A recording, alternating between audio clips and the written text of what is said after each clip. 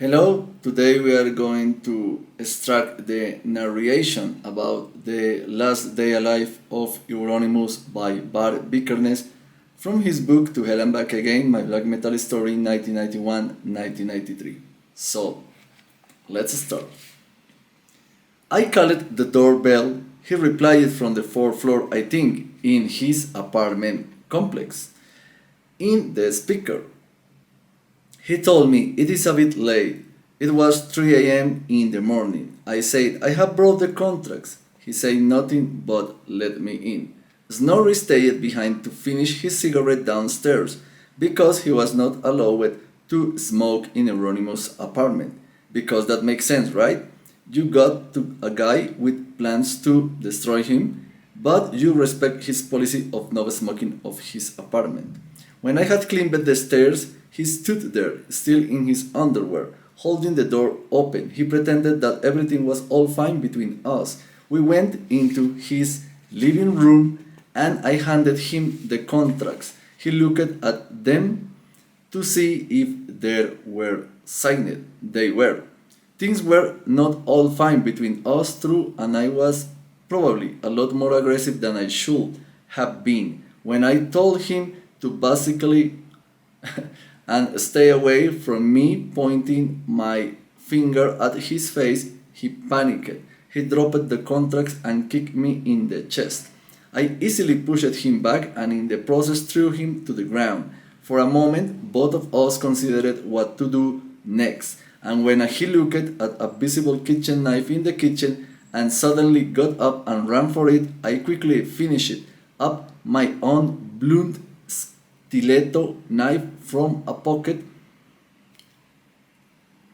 moved to block his access to the knife in the kitchen, and stabbed him, half heartedly. I have to say, because this was a pretty dramatic and to me new move after all. He then charged for his bedroom instead, where I believe that he had a shotgun and also the stun gun he had ordered from the USA. If I recall correctly, police investigation showed that he had the shotgun but not a stun gun. It had not yet arrived from the USA at that point. So, as I saw it, my life was still in danger. I naturally assumed that even though he was not prepared for it right there and then, he intended to carry out his plan to destroy me. So my life was indeed in danger. Instead of trying to get to his bedroom, he took a right turn and ran out into the hallway. I managed to stab him at least once on the way out on his upper left shoulder. This time I did not hold back. I had crossed that line. Blood would spray from his shoulder when I pulled the knife out again, and I was surprised by just how bloody it was. When he opened the door, we saw Snorri's face lit up by the light from his own lighter. After he had finished his smoke, he had climbed the stairs but was not really sure about where exactly the apartment was, so he had climbed up one story too much and ended up in the attic. So he had called, walked back down, and since the light was out in the hallway, he hit his lighter in the attempt to read the door sign to see if this was the right apartment. He was absolutely shocked by what he saw and looked like a terrified ghost, still with his lighter light in front of his face as we both ran past him. According to the police interview, Snorri completely panicked and had a blackout at that point and did not remember anything else until I later on, several flights further down, asked him, "Are you okay?" And he said no. Euronymous continued to run, but then stopped to make a stand one flight down. Maybe he thought that Snorri would help him. Personally, I believe that because it had no idea where his loyalties were, so I had no enemy in front of me and one potential enemy behind me. Euronymous tried to punch me, but I blocked his punches with the hand that held the knife, so in effect, when he swung his fists at me, all I did was to land a stab from the knife to his arm bicep. Snorri still stood frozen in front of the front door, probably still with his lighter lit. Euronymous then made a run for it again and started screaming, "Help!" and banging the door that he passed on the way down, as well as the walls "Help!" I followed and kept stabbing him in one of the parts of his body that I could reach, and we ran downwards, his upper shoulders. I was still worried about Snorri helping him. Again, the amount of blood spraying the walls when I pulled the knife out after an attack was surprising. It was a lot more bloody than any horror film I had ever seen depicting it. When he reached the first floor, he smashed a glass lamp on one of the walls, probably unintentionally and probably because he was banging the walls to wake up other residents in the apartment block to get them to help him. And he then slipped and fell into the shard of glass now all over the floor. He literally landed in his underwear in a pile of glass shards. The autopsy reports claimed that the cuts he got from this were inflicted by me, included one under his foot sole, as if I had stabbed him under his foot, which of course made no sense whatsoever, but their job was to demonize me. So, you have a cut under your foot sole. Could it come from the glass shards on the floor where you later got up and stood barefooted?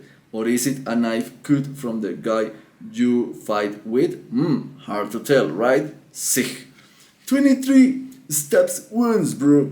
No, but under that people who fight for their lives are filled to the brim with adrenaline that will keep them going even after they have received wounds that will later on lead on their death. And yeah, some people can die from a fall from a chair, whilst others can survive being shot 3 times at point blank range with a 3.75 Magnum revolver. That is just how things are, whether we like it or not. Anyhow, I slipped past him and readied myself for more melee. Euronymous was trying to get back up on his feet when Snorri came running down the stairs. I immediately understood that he was not threat to me, as he just ran past me with a completely pale face and panic in his eyes. Continue with this narration. This is the moment I woke up him from his panic by saying, "Are you okay?" He was pretty far from being okay. In the meanwhile, Euronymous had gotten back up on his feet, and because it was standing in the stairs, laying down, I was a little bit under him, and he tried to kick me again. He missed it, and I countered by taking a step up and thrusting my blunt knife through his forehead. He immediately collapsed, fell down to a sitting position, and exhaled, like people often do when they die. His eyes rolled backwards. The knife was still stuck in his forehead, so I jerked it out and doing no longer held his dead body up in a sitting position, and he slowly fell forwards as I turned and ran, worried about Snorri, who had the car keys and who looked like he was in total panic. What if he took the car and left me there, all covered in blood? As I ran, I heard a large bang behind me as Euronymous' dead body rolled down the stairs and landed on the flight below. If the other residents had not heard anything before, they sure would have heard that. I thought to myself and ran towards the car. I caught up with Snorri by the car, quickly took the keys from him and told him to drive back to Bergen. Personally, I was covered in blood all over my upper body, so I figured it would be not too smart for me to do the driving. I got into the back seat and lay down and told him to drive. After a short while, I realized that Snorri was lost in Oslo. He had no idea where to go and was in fact on the way to Trondheim, his own hometown, and not even remotely near Bergen. I threw the knife out the window on the highway northwards and told him to take a left turn in order to find a way back to Bergen. We found a way leading to Honeyfoss, which could lead us on to Bergen later on. Before we got there, we stopped by a lake and I washed most of the blood off me. I tied rocks into the bloody clothes and threw them into the lake. That is, I literally swam into the lake and dropped the bundles on the deep side of the lake.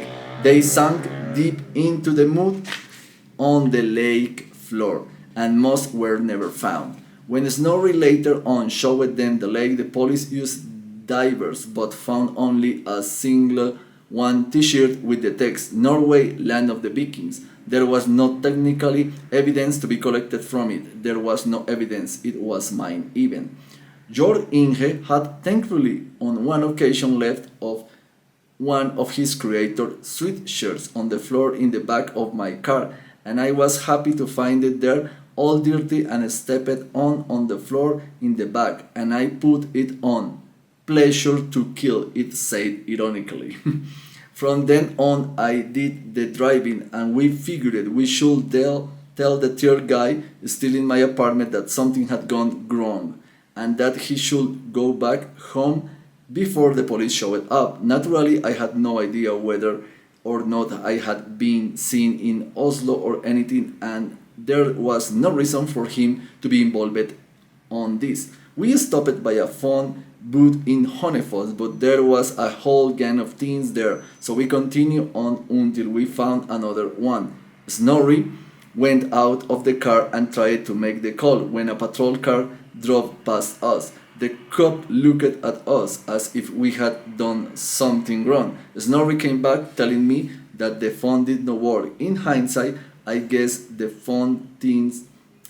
teens we saw at the other phone booth had broken it intentionally, and someone had called the cops, and therefore the cops looked at us that way, standing next to the broken phone booth. The teens had already moved on to the next phone booth to break that one too. At this point, of course, I intended not to get caught and expected not justice, so I told Snorri to hurry back into the car and drove off. I could see the cop turn around his patrol car behind me, 200 or so yards up to the road to drive back to us. If a cop had stopped us at this point, there would be no doubt that I would get caught for having killed Euronymous. So I figured I could use a well try to get away. After the first turn we came to, I stepped on the trolley and drove like a madman and lost the cop.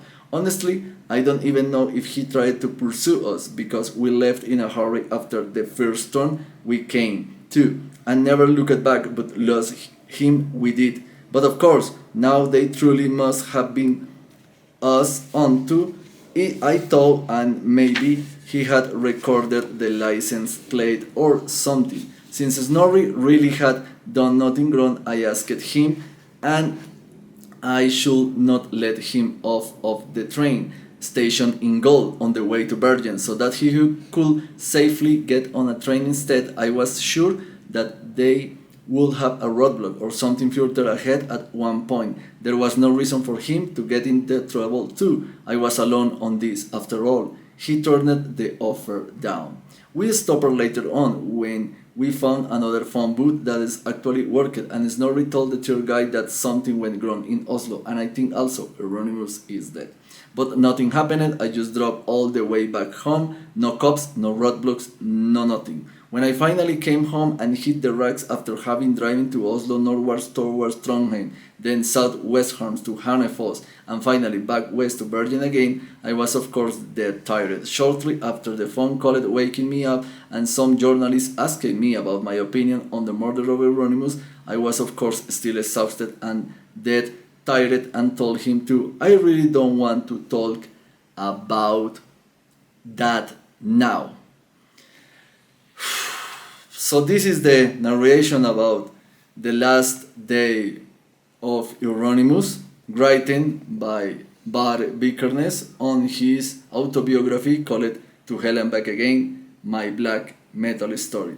Thank you very much for watch and of course to listen this narration about this dramatic situation and a very important part from the black metal history. Don't forget to subscribe to this channel, leave the thumbs up, and see you in the next video.